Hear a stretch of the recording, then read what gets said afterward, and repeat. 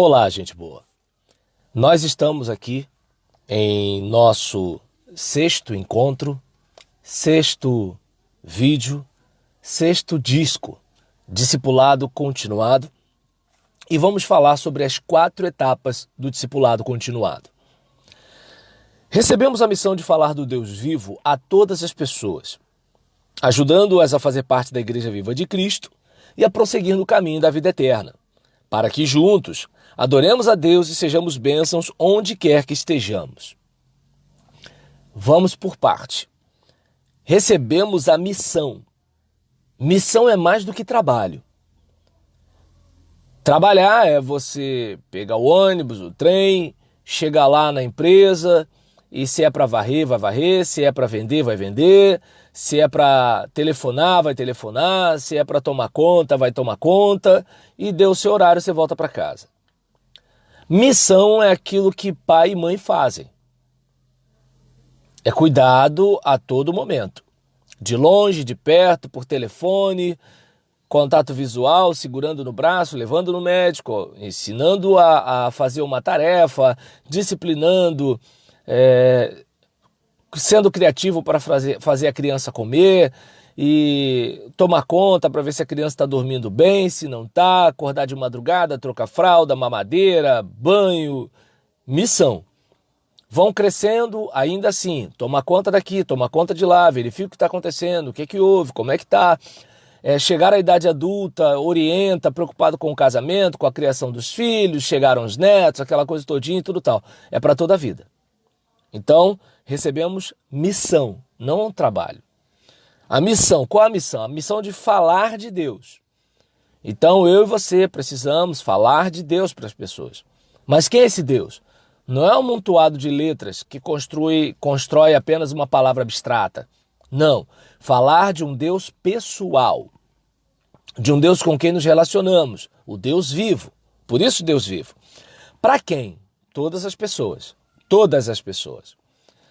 As pessoas que aparentemente não precisam ouvir, as pessoas que aparentemente precisam ouvir, as pessoas que aparentemente não precisam de perdão de pecados, as pessoas que aparentemente precisam. Para todos. Aquelas que têm poder financeiro, poder político, são populares, impopulares, são agradáveis, desagradáveis, todas as pessoas. Mas não basta apenas falar de Deus. Precisamos também ajudá-las a fazer parte da igreja. Então você vai pregar. Elas podem tomar uma decisão por Jesus, mas não basta acolher sem acolher. Então é preciso que, além de falar de Jesus para elas, ajudá-las a fazer parte da igreja. Igreja, não CNPJ, não a placa que diz o nome, não aquele amontoado de concreto, pedra, tijolo, não a alvenaria, não, mas a Igreja Viva de Cristo, ou seja, a comunidade cristã, o povo de Deus, as pessoas que tiveram um encontro pessoal com Jesus. A Igreja Viva de Cristo.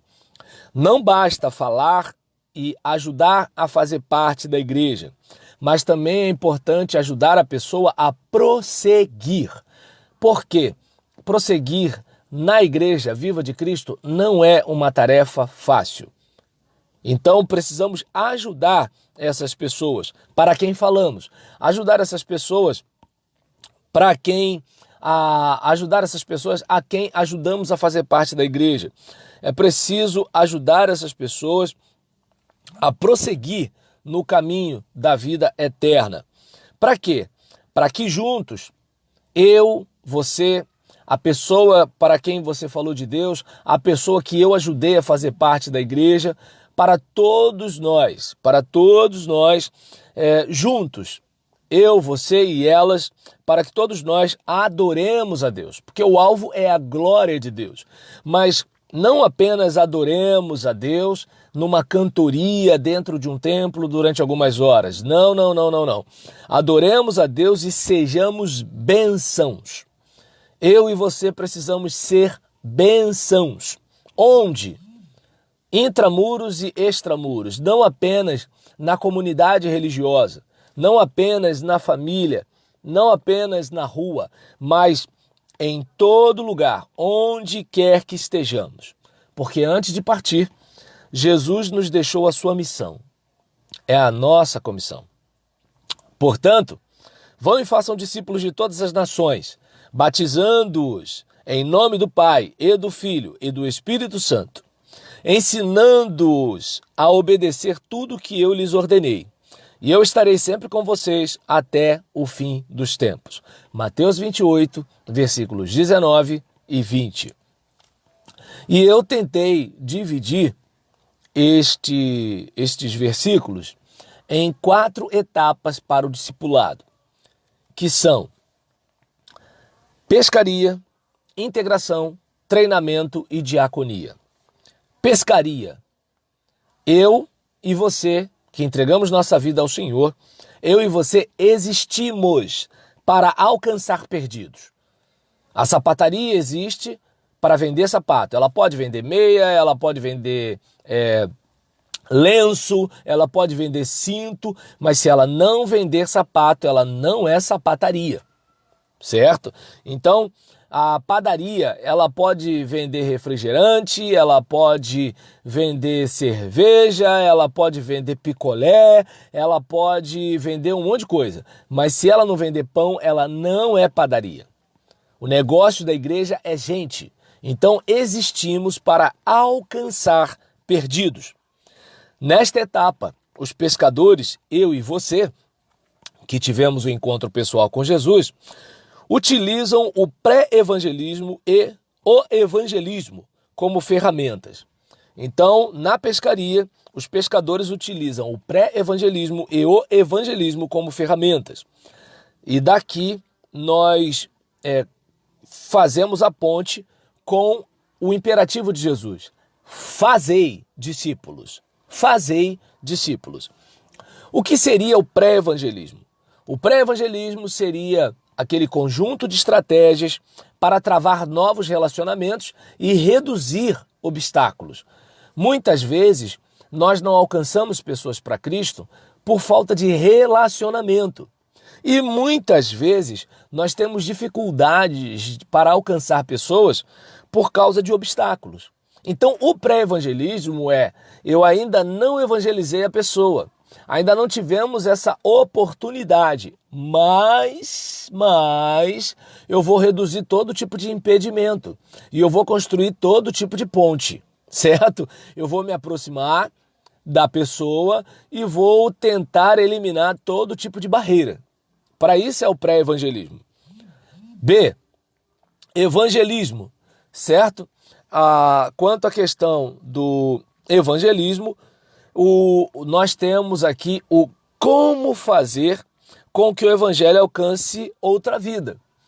Porque evangelizar é anunciar o evangelho. Evangelização é a ação de evangelizar. E evangelismo é um conjunto de tarefas. Evangelismo é um sistema. Evangelismo tem a ver com a estratégia, certo? Então, o evangelismo é o como fazer. Como fazer, né, para que o evangelho alcance a outra pessoa. Os perdidos podem ser transformados em discípulos e precisamos ser referenciais para aqueles que serão alcançados. Lembra da palavra de Paulo? Sede, portanto, meus imitadores, assim como eu sou de Cristo. Então, que eu e você, como pescadores, possamos transformar perdidos em discípulos. Que eu e você, como pescadores, possamos ser referências para aqueles que serão alcançados, de modo que eles olhem e nos vejam como alguém, é assim que o crente precisa fazer. Ou quando errarmos, é assim que o crente se comporta quando erra. Ou quando nos arrependermos, é assim que o crente se comporta porque reconhece as suas falhas e assim vai. Vamos então, irmãos, alcançar pessoas que perdidas estão, sem Deus e sem salvação. Claro que as pessoas em sã consciência não vão admitir que estão perdidas. É natural por causa do orgulho humano. Mas nós, ao pregarmos o evangelho, fazemos isso porque nós não queremos que ninguém vá para o inferno. Mesmo aqueles que não acreditam que vão. Nós não queremos que ninguém vá. Essa é a nossa missão, pregar o evangelho. Existimos para alcançar perdidos. Falamos da pescaria. Uma vez a pessoa alcançada, vamos para a segunda etapa, que é a integração. Existimos para acolher decididos. Existimos para acolher decididos. Lembra, nosso negócio é gente. Lá atrás, nós estávamos alcançando perdidos. Esses perdidos se convertem. Agora precisamos acolher estes decididos.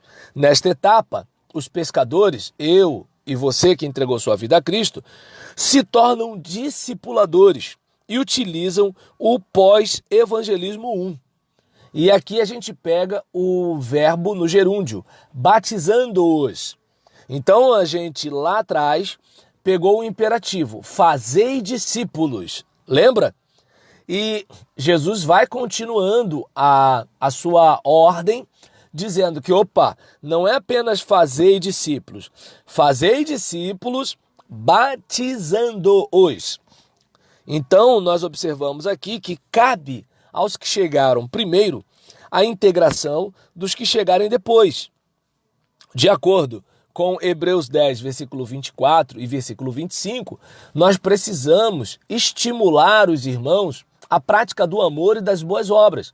E precisamos lutar bastante para que esses irmãos não deixem de congregar, como é costume de muitos. Então precisamos estar sempre ali, acolhendo esses decididos, para que eles se sintam acolhidos, encorajados, apoiados, incentivados à prática do amor e das boas obras. Quem foi salvo por Jesus deve ser acolhido por nós. Pelo batismo, o novo decidido assume publicamente um compromisso com Cristo, que é o seu Salvador, e com a igreja, a sua nova família. Então, eu e você precisamos acolher esse novo decidido. E como a igreja acolhe? Pelo batismo. E nesse batismo, o novo decidido ele assume publicamente um compromisso com Cristo. Mas não apenas com Cristo, e sim também com a igreja. Vamos acolher pessoas que receberam Jesus como nossos irmãos. Precisamos acolher essas pessoas, certo? E não podemos parar por aí. Nós fazemos o trabalho de pescaria, fazemos o trabalho de integração, mas precisamos seguir para o trabalho de treinamento. Existimos para acompanhar discípulos. Nós não existimos apenas para alcançar perdidos. Nós não existimos apenas para acolher decididos, mas nós também existimos para acompanhar discípulos. Nesta etapa, lembra? Os pescadores se tornaram discipuladores, que se tornaram mentores e utilizam o pós-evangelismo 2. Lembra? Fazei discípulos é o imperativo, batizando-os e ensinando-os a guardar. Então, é preciso que haja mentoria continuada e mútua para que haja edificação dos santos. Repetindo, é preciso que haja mentoria continuada e mútua, para que haja edificação dos santos. Em Filipenses capítulo 3, versículo 17, nós encontramos a seguinte palavra do apóstolo Paulo: sede também meus imitadores, irmãos, e tende cuidado, segundo o exemplo que tendes em nós, pelos que assim andam. Então nós observamos que a mentoria precisa ser continuada. Ele já aceitou Jesus, o problema é dele. Não. Opa. É para nós continuarmos acompanhando o nosso discípulo. Mentoria continuada e mútua, por quê? Porque você não sabe tudo. E os irmãos não são daqueles que não sabem nada. Você tem algo para ensinar, mas você também tem algo para aprender. Então é importante esse quebrantamento para que eu preciso aprender com meu irmão, eu preciso ouvir o meu irmão. E eu tenho algo para ensinar o meu irmão, eu preciso também acompanhar o meu irmão. Por isso, mentoria continuada e mútua. Para quê? Para que haja edificação. E o apóstolo mesmo, ele diz, olha, é para vocês serem meus imitadores, irmãos. E é para vocês terem cuidado. segundo o exemplo que vocês têm em nós. Ou seja, os apóstolos, os discípulos, eles eram um tipo de referência para os irmãos que estavam começando a caminhada na fé. Todo cristão precisa ser acompanhado. Todo cristão precisa ser acompanhado. Tudo indica que aquele que acha que não precisa é o que mais precisa. Mas, ainda assim, todo cristão precisa ser acompanhado. Todo cristão precisa crescer. E é bom frisar que envelhecer não é a mesma coisa que amadurecer. Ter conhecimento não é a mesma coisa que amadurecer. O mundo está cheio de gente que envelheceu, mas não cresceu. Gente que envelheceu, mas não amadureceu, certo? Ter conhecimento não é a mesma coisa que amadurecer. Tem muita gente que sabe um monte de coisa, mas não amadureceu. E informação não basta.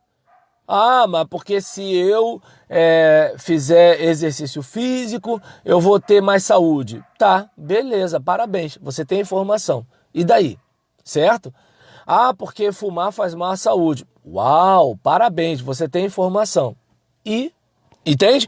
Então, informação só não basta. É preciso praticar o ensino. É preciso viver o ensino. Por isso, oriente seu irmão para que ele seja semelhante a Jesus. Pois não é fácil seguir o caminho apertado, sem o poder de Deus e o encorajamento dos irmãos. Meu querido e minha querida, ninguém cresce sozinho. Ninguém cresce sozinho. Todo o nível de crescimento que você alcançou, com certeza teve alguém na sua jornada. Seja seu professor, seu pai, seu vizinho, colega de trabalho, seu chefe, alguém, de alguma forma, estava na sua estrada do crescimento. Pode ter certeza disso. E vamos acompanhar o seu crescimento em Cristo pelo discipulado com amor e exortação. Nós vamos acompanhar o crescimento do nosso novo irmão, nós vamos acompanhar o crescimento do nosso discípulo, nós vamos acompanhar o crescimento da pessoa que nós alcançamos pelo discipulado, ali, acompanhando. Por isso que é continuado, não é uma classe de 3 meses, não é uma série de estudos, é vida na vida. É uma pessoa junto a outra pessoa, ajudando a caminhar um caminho que é uma pessoa, a aprender uma verdade que é uma pessoa, a viver uma vida que é uma pessoa. Lembra? Disse Jesus, eu sou o caminho, a verdade e a vida. E como nós falamos, as 4 etapas são pescaria, integração, treinamento e a 4ª, que é diaconia.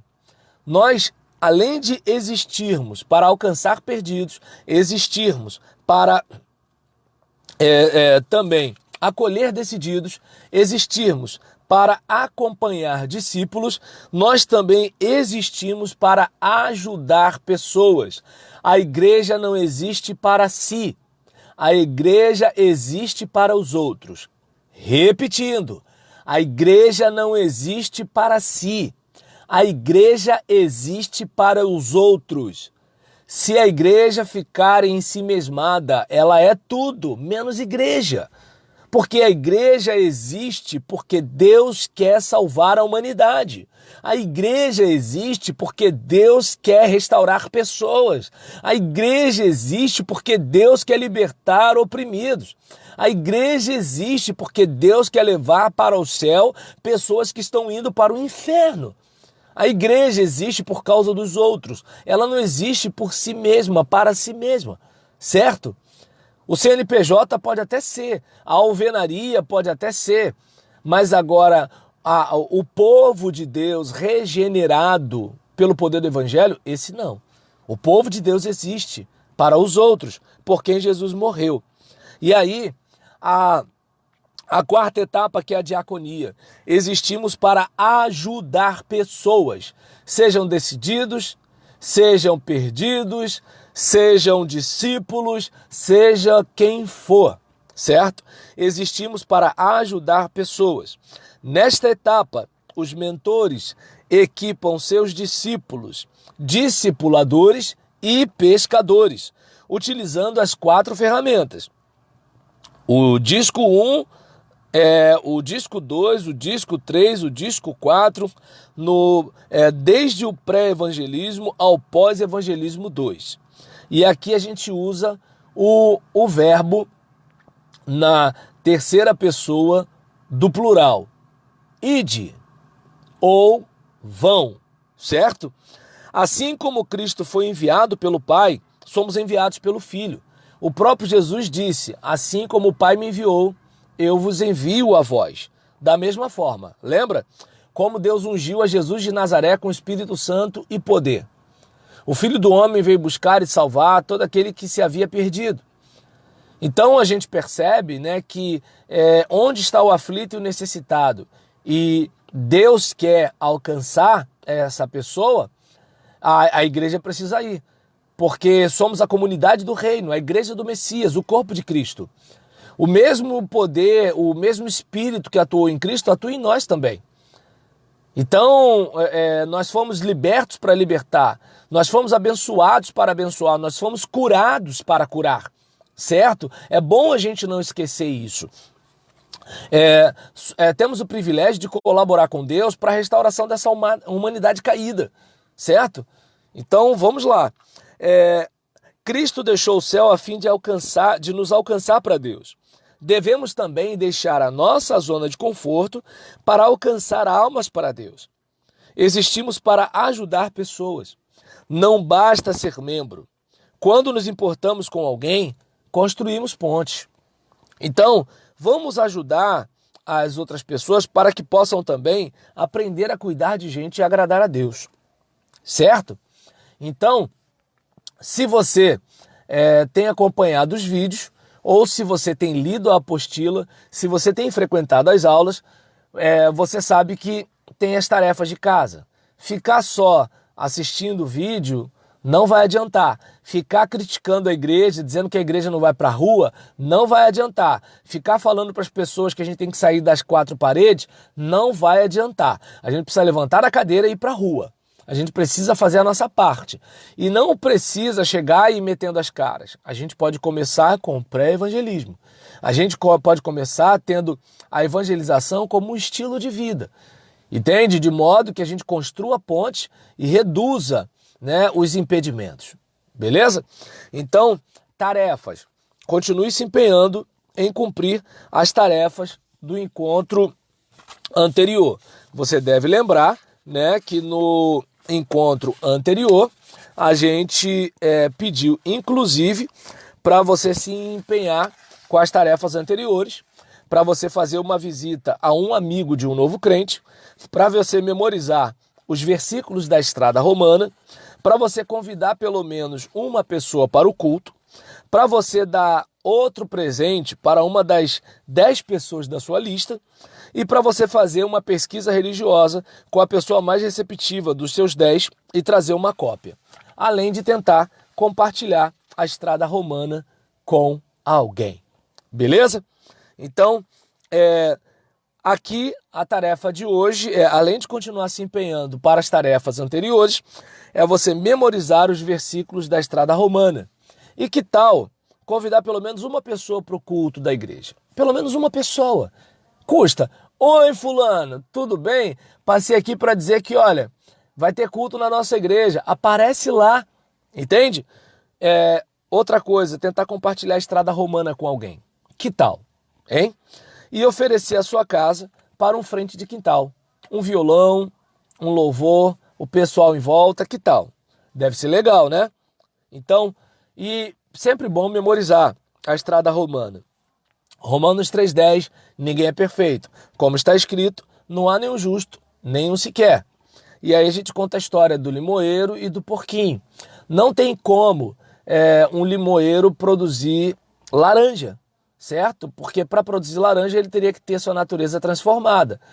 Por mais que você coloque uma coleira no porco, passe talco, chame ele de totó, ele não vai virar um cachorro, porque a sua natureza não foi mudada. certo?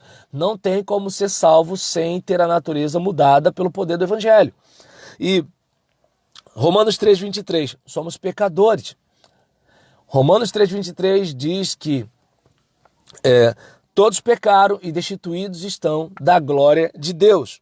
Mesmo que você, por exemplo, vá fazer uma omelete com um tempero muito bom, se você colocar um ovo bom e um ovo podre, não vai ficar bom. 2 ovos bons, um ovo podre, não vai ficar bom. Então, da mesma forma, a nossa caminhada com Deus, né? Você pode fazer um monte de coisa boa, mas faz um monte de coisa ruim. Você faz coisa boa, mas às vezes com má intenção. Às vezes faz coisas ruins, com boa intenção. Ou seja, tudo que fazemos está infectado pelo pecado. Mesmo que nem tudo que façamos seja pecado, nós estamos contaminados com a nossa natureza caída. Então há pecado em nossas práticas, certo? Não temos como agradar um Deus perfeito assim. Aí a gente tem a questão dos 3 pecados diários. Suponhamos, né, que eu cometesse apenas 3 pecados por dia, seriam 21 por semana e deixa eu ver, 90 pecados por mês, 1.080 por ano. Eu tenho 46 anos, então seriam 46 mil pecados arredondados, digamos assim. Então, olha o quanto Deus foi ofendido na história da minha vida. Então, pensa bem, somos pecadores. Por mais que eu me ache melhor do que você, somos pecadores, certo? E além de Romanos 3,10, Romanos 3,23, tem Romanos 5,12. Herdamos a morte. Diz o texto, portanto, da mesma forma como o pecado entrou no mundo por um homem e pelo pecado a morte, assim também a morte veio a todos os homens, pois todos pecaram, certo? Então, diante dessa situação, a gente tem a questão, né, como um exemplo do aborto espontâneo. A mulher que perde um bebê, ela continuou amando o seu bebê, mas algo aconteceu no seu organismo que fez com que aquele feto não permanecesse no seu ventre. Da mesma forma com a gente, nós, por exemplo, algo, né, chamado pecado, desfigurou a nossa comunhão com Deus, prejudicou o nosso relacionamento com Deus, certo? E nesse caso, ficamos separados dele. Não porque ele não nos amasse, mas porque Deus odeia o pecado. E nós ficamos contaminados com o pecado, certo? Vamos pensar numa questão de um ladrão de banco. Eu vou assaltar um banco, sou preso, tem as câmeras, tem as testemunhas. E aí o juiz me condena, mas eu vou e falo o seguinte: não, juiz, se o senhor me liberar, nunca mais eu faço isso. Se o juiz é justo, ele não vai me liberar por causa disso, certo? E não fará justiça ao juiz de toda a terra? Pense bem, né? Então, Romanos 3,10, Romanos 3,23, Romanos 5,12, depois Romanos 5,8, que diz que Cristo morreu por nós. Mas Deus demonstra seu amor por nós. Cristo morreu em nosso favor quando ainda éramos pecadores. E aí a gente tem o livro com os registros de pecados. Nesse caso, eu tenho um livro, né, com registro de pecados que está me atrapalhando de receber a luz de Deus, né, e está atraindo a ira de Deus. Quando Jesus leva esses pecados, a minha vida fica livre de todo peso, a minha vida fica exposta à luz de Deus e a ira de Deus vai para Jesus. Então, quem recebe o presente pela fé crê que isso aconteceu, certo? Jesus atraiu a ira de Deus em meu lugar, na cruz do Calvário, quando carregou os meus pecados. E vamos pensar como a gente recebe esse presente. Vamos pensar na mão do mendigo. O mendigo não conseguiu a salvação por mérito. O mendigo não consegue dinheiro por mérito. Ele recebe porque ele precisa e aceita. Só. Entende? Então, muitas vezes as pessoas elas querem ganhar a salvação por mérito. Só que nós não temos perfeição o suficiente para conquistarmos a nossa salvação diante de um Deus santo e perfeito. Mas como um mendigo, a gente pode estender a mão e receber o presente da vida eterna. Certo? E é bom lembrar, né, em Romanos capítulo 6, versículo 23, que a vida eterna é um presente. A Bíblia diz nesse versículo que pois o salário do pecado é a morte, mas o dom gratuito, ou seja, o presente de Deus, é a vida eterna em Cristo Jesus, nosso Senhor. E vamos pensar num amigo seu que te deu um presente, seja de repente um carro, né, que você teria muita dificuldade para comprar, ou uma casa que você teria muita dificuldade para comprar, um iate que de repente você ganhasse e você falasse o seguinte: olha, toma aqui algumas moedas, eu tenho aqui, né, deixa eu ver se eu tenho algumas, opa, deixa eu pegar aqui algumas moedas, olha, eu tenho aqui 25, 50 centavos aqui para ajudar a pagar o iate. Primeiro que assim, se é presente, ao tentar pagar vai deixar de ser presente. E segundo que é uma ofensa, porque o que são 25 centavos? O que são 50 centavos? Eu estou sendo arrogante, certo? Eu não estou tendo humildade para receber o presente do meu amigo. E ele só está me dando porque ele me ama. Não porque eu conquistei, porque esses 50 centavos não serve de nada, certo? Mas aí então, o que fazer? Romanos 10,13 diz para nós: porque todo aquele que invocar o nome do Senhor será salvo. Pense, por exemplo, numa cadeira. Quando você está sentado numa cadeira, você descansa sobre os pés da cadeira, certo? Não na força das suas pernas. Logo, você precisa invocar o nome do Senhor, pedir a sua ajuda, né, e receber Jesus Cristo, confiando no que Jesus fez. E como é que a gente faz? Romanos 10, versículos 9 e 10 nos diz como fazer. Se você confessar com a sua boca que Jesus é Senhor e crer em seu coração que Deus o ressuscitou dentre os mortos, serás salvo, pois com o coração se crê para a justiça e com a boca se confessa para a salvação, certo? Então, para receber Jesus, você precisa se arrepender dos seus pecados e colocar a sua fé nele, certo? Como Senhor, Salvador e mediador. E nesse caso aqui, isso quer dizer que você precisa abandonar os seus pecados e dar meia volta na sua vida em direção a Jesus Cristo. E esses versículos também dizem que para receber Jesus Cristo, a pessoa precisa colocar a fé nele, certo? Como seu único mediador, Salvador e Senhor. Então, a pessoa, aí você pergunta para ela: você está pronto para se entregar a Cristo e pedir que ele entre na sua vida agora mesmo? Ela dizendo que sim, você ora com ela e ora por ela. Como muitas vezes ela pode não ter, algumas não têm experiência de vida de oração, então você vai repetindo com ela. Primeiro, Senhor Deus, eu sei que sou um pecador. E ela repete. 2, sei que Jesus Cristo é meu único Salvador. Você faz a pausa e ela repete. 3, eu convido Jesus para entrar em minha vida. Você faz a pausa e ela repete.